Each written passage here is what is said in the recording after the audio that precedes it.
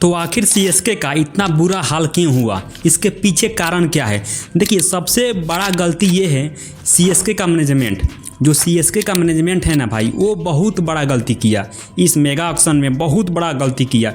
इतना बड़ा गलती किया है ना सीएसके का मैनेजमेंट, उतना बड़ा गलती इस सीज़न में कोई भी टीम का मैनेजमेंट नहीं किया है। यहाँ तक कि आरसीबी का भी मैनेजमेंट अच्छा काम किया मेगा ऑक्शन में, और वही कारण है, मैनेजमेंट का ही कारण है कि ये बात धोनी को भुगतना पड़ रहा है, लगातार हारना पड़ रहा है। गलती कहाँ पे है? धोनी में गलती नहीं है, प्लेयर में गलती नहीं है, और वही कारण है कि वो गलती का सजा धोनी को भुगतना पड़ रहा है, और कुछ ऐसे अच्छे अच्छे खिलाड़ी हैं सीएसके में, उनको भुगतना पड़ रहा है। अगर आप लोग ये सोच कर चलिएगा कि किसी भी प्लेयर को उठा लूँगा, कोई भी लोकल प्लेयर हो या फिर फ्लॉप प्लेयर हो, किसी भी प्लेयर को मेगा ऑक्शन से उठा लूँगा कम प्राइस में, और उसको मैं आईपीएल में लाकर सीएसके में लाकर स्टार बना दूंगा, तो अब वो समय बीत चुका है। अब वो समय नहीं है कि कोई भी फ्लॉप प्लेयर को उठाओ और सीएसके में लाओ और उसका किस्मत चमका दो और सीएसके भी चैंपियन बन जाएगा।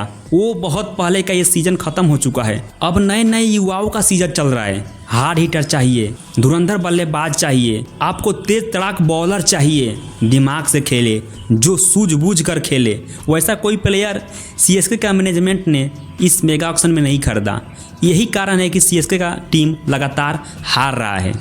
अभी तक पूरा 8 मैच खेला है सीएसके इस सीज़न में, लेकिन 8 में से मैच कितना जीता? मात्र 3, हारा कितना? 5। इतना बड़ा डाउनफॉल सीएसके के साथ इस बार हुआ है। इसके पहले ऐसा बड़ा डाउनफॉल कभी नहीं हुआ था, और वाकई में यार सोचकर बहुत बुरा लग रहा है। मुंबई इंडियंस जैसी टीम जो कि फ्लॉप हो रही थी, वापसी कर गई, लगातार 2 मुकाबले जीत गई, तीसरा भी मुकाबला वो जीती जाएगी। हैदराबाद भी 9 नंबर पे है, 8 नंबर पे है, लेकिन चेन्नई 10 नंबर पे। और सबसे बड़ा दिक्कत तो ये है कि धोनी की कप्तानी में कुछ मैच में ऋतुराज गायकवाड़ कप्तानी की है, फिर इंजर्ड हो गए, बाहर चले गए, फिर धोनी कप्तान है, फिर भी वही हाल है। तो एक बात बताइए सीएसके का मैनेजमेंट, अगर आप दीपक हुड्डा जैसे फ्लॉप प्लेयर को उठाएंगे, राहुल त्रिपाठी जैसे फ्लॉप प्लेयर को उठाएंगे, विजय शंकर जैसे टेस्ट प्लेयर को उठाएंगे, तो क्या होगा आपका? यही होगा।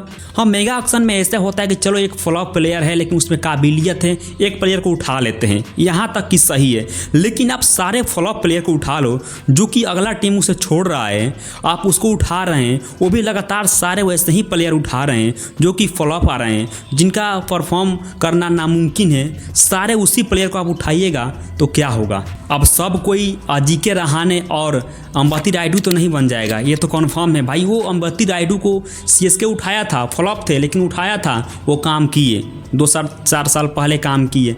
अजिंक्य रहाणे के साथ भी वही हुआ, केकेआर ने निकाला, फिर सीएसके ने उठाया, और फ्लॉप चल रहे थे, लेकिन सीएसके में आए तो वो टीम इंडिया के लिए भी फिर वो डेब्यू कर गए दोबारा से। तो वो सब प्लेयर थे, उनमें काबिलियत था, तो उनको उठाए आप और एक काम कर गए। लेकिन दीपक हुड्डा में वो काबिलियत नहीं है, राहुल त्रिपाठी में वो काबिलियत नहीं है, विजय है शंकर, इसमें वो काबिलियत नहीं है, और आप लोग सारे वही प्लेयर अपने टीम में भरे हैं। यहाँ तक कि प्लेइंग 11 में चारों खेल रहे हैं, वो तीनों चारों खेल रहे हैं जो फ्लॉप हैं, तो कहाँ से परफॉर्म करेंगे? नहीं करेंगे, कभी नहीं करेंगे। थोड़ी सी बॉलिंग ठीक ठाक है सीएसके के, इसलिए सीएसके का इज्जत बच जा रहा है।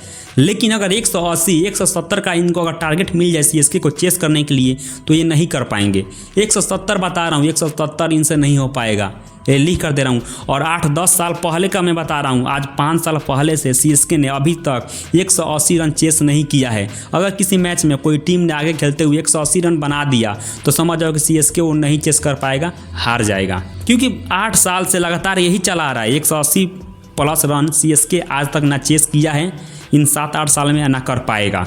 ये अगर रहेगा तो ये हाल रहेगा। तो मेगा ऑक्शन में क्या हुआ? सारे मैनेजमेंट एक से एक धुरंधर खिलाड़ी को खरीद रहे थे। अगर उसे नहीं खरीदे तो फिर एक से एक अनकेप्ड प्लेयर को खरीद रहे थे, जो कि जिनका परफॉर्म अच्छा था, जो कि कमाल दिखाए हैं रणजी ट्रॉफी में, या फिर अपना कोई घरेलू क्रिकेट में वो अपना वो कमाल दिखाए हैं। उस प्लेयर को सारे टीम ने खरीदा है। लेकिन वहाँ पे सीएसके क्या किया? लेकिन वहीं पे सीएसके का मैनेजमेंट क्या किया? सारे फ्लॉप प्लेयर को उठाया और सोचते हैं कि मेरे पास धोनी है, धोनी तो सबको हीरा बना देंगे। भाई वो समय खत्म हो गया। स्ट्रॉन्ग प्लेयर को उठाइए, काबिलियत प्लेयर को उठाइए, एक्सपीरियंस प्लेयर को उठाइए। अब बताइए, रविचंद्रन अश्विन को सीएसके ने 10 करोड़ में खरीदा। उनकी जगह क्या सीएसके एक कोई विदेशी प्लेयर जो मिडिल ऑर्डर में धुरंधर बल्लेबाजी कर सके उसको नहीं खरीद सकता था? खरीद सकता था। और अभी सीएसके में कोई मिडिल ऑर्डर में कोई बल्लेबाजी नहीं है जो कि थोड़ा अटैकिंग खेल खेल सके, कोई बल्लेबाज नहीं है। क्या उनके जगह अगर 5-5 करोड़ में 2 प्लेयर विदेशी धुरंधर प्लेयर सीएसके खरीद सकता था, या फिर एक विदेशी एक इंडियन प्लेयर खरीद सकता था जो कि शिवम दुबे का साथ दे, मिडिल ऑर्डर में बल्लेबाजी कर सके, धुरंधर तरीके से खेल सके। ऐसा कोई सीएसके में है ही नहीं। सारे टेस्ट प्लेयर हैं। विजय शंकर के बात करो, त्रिपाठी का बात करो, हुड्डा का तो ना बात करो, वही सही है, क्योंकि वो भाई मतलब वो रन बनाता ही नहीं है, डबल डिजिट में कभी जाता ही नहीं है। दीपक हुड्डा वो कभी डबल डिजिट में नहीं जाता है। इस सीजन में 5 मैच खेला है, 5 में से 2-4 2 बार 0 मार दिया है।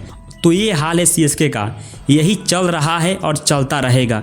जब तक दोबारा मेगा ऑक्शन नहीं होगा तब तक सीएसके का यही हाल रहेगा। मैं लिख कर दे देता हूँ, इससे कुछ बदलने वाला नहीं है।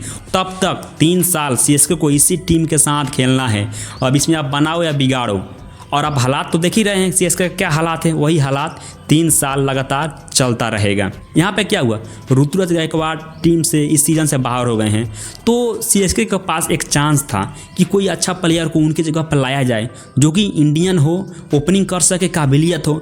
वहाँ पे सीएसके का मैनेजमेंट क्या किया, फिर 30 लाख, मात्र 30 लाख खर्च करके आयुष माथरे को उठाया, जो कि मुंबई इंडियंस के प्लेयर हैं, जो कि मुंबई इंडियंस के लिए रणजी खेल चुके हैं, खेलते हैं। 17 साल का लड़का, उसमें एक मतलब क्या काबिलियत है, आप उसे बैठाने के लिए खरीदे हैं ना, फिर उनसे बैठाएगा सीएसके का मैनेजमेंट। अरे भाई जब आपके पास एक चांस था, एक प्लेयर लेना था उनकी जगह पर, तो कोई अच्छा एक्सपीरियंस वाला कोई धुरंधर बल्लेबाज लो ना, कम से कम उतना तो तुम्हारे पास चांस मिला था, वो तो कुछ अच्छा कर सकते थे सीएसके का। लेकिन वहाँ पे उठाए किसको, आयुष मात्रे, जो कि 17 साल का लड़का है, अभी रणजी खेल रहा है, रणजी खेला है, कोई लीग नहीं खेला है अच्छा सा, वो क्या करेगा, वो क्या कर पाएगा, अच्छे बॉलर के सामने टिक पाएगा, नहीं टिक पाएगा। तो आप इसका मतलब आप उसे खेलने के लिए नहीं लिए हैं, आप उसे बैठाने के लिए लिए हैं।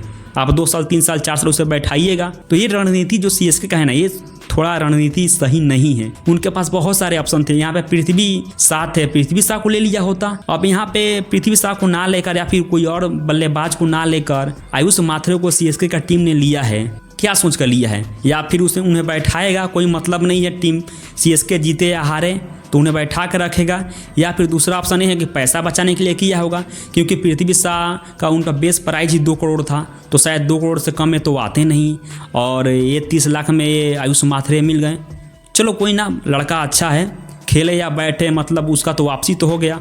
यही आयुष माथरे जो कि मेगा ऑक्शन में अनसोल्ड गया था, उसे सीएसके ने ऋतुराज गायकवाड़ की जगह पे शामिल कर लिया है। तो अगर आप सभी क्रिकेट का न्यूज़ सबसे पहले देखना और सुनना चाहते हैं तो इस चैनल को सब्सक्राइब करके रख